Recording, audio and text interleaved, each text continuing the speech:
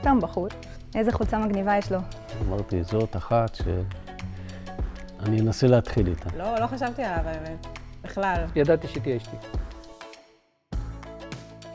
הייתי מדריך סלסה בזמנו, גם בטכניון. זה היה מעגל סלסה כזה, ומתוך כל המעגל, כל הבנות, הרוסות על המתות, כאילו שהוא ייגש אליהם. אז הוא בא ומשך אותי לאמצע המעגל. היא לא רק נראית טוב, היא לא רק לומדת בטכניון, יש בה בפנים הרבה. היא עושה לי כזה סיבובים, הפלות, הרמות. הייתי על ענן. המון מחזרים. המון. אני חושב שבפקולטה שלה שמו שלט שלי wanted. היה לנו מבחן במתמטיקה, ופתאום היה לי כאב שיניים. ולי היה בקבוק וויסקי בבית. אז חשבנו שלשים קצת צמר גפן עם ויסקי בשן, זה קצת מהמם את הכאב. כמובן לא החזירה לי אותו. אז מצאתי הזדמנות לחזור, ללכת לבקש את הבקבוק חזרה. אחרי שבוע באתי לאמא שלי ואמרתי לאמא שלי, אני הכרתי את מי שיהיה בעלי. קיבלתי כרטיסים להופעה של אתניקס. ואני ירדתי במדרגות, ואז אחד החברים מצביע עליי ואומר, תיקח את שגית. לא רציתי ללכת איתו. אז הלכנו, זה לא היה דייט או משהו כזה. זה היה ממש מוזר, כי לא דיברנו לפני זה שנייה, וגם אבא שלו היה שם, אני חושבת שגם אמא שלו הייתה שם. זה היה ממש מוזר.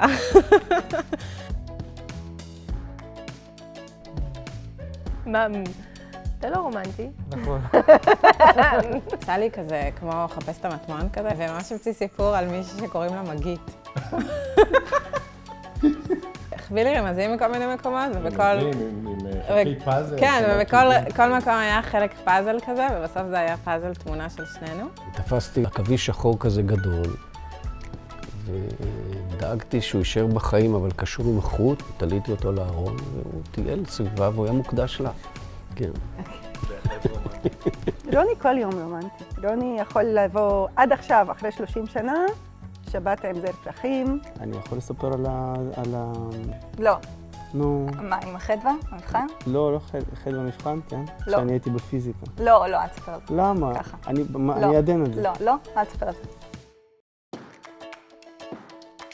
היא ארית, ללא ספק, התלמידה הכי מוצלחת שאני מכיר. יש לה הכל, מתועד, מסודר, עם טושים, עם צבעים. התירוץ היחיד שהיה לרוני לשבת איתי, זה היה ללמוד איתי. ממש הייתי צריך לשבת וללמוד הרבה, כי אחרת היה אסור כאילו להיכנס למעון שלה, או שהיא תבוא למעון שלי, רק אם אנחנו לומדים. בסמסטר ראשון היה לו ממוצע של 62 משהו.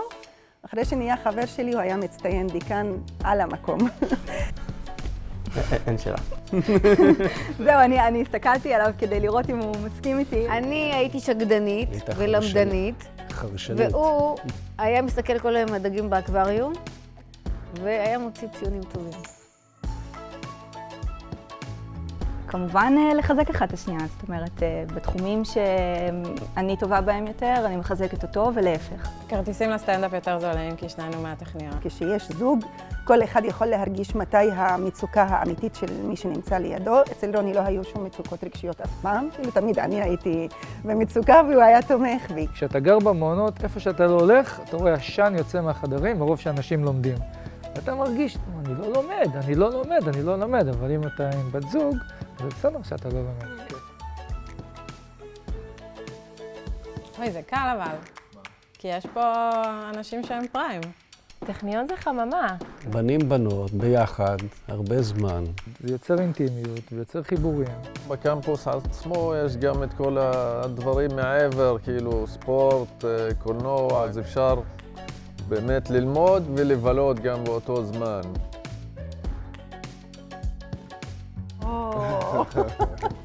נזרוק אותה מהבית. ננשל אותה מהירושה.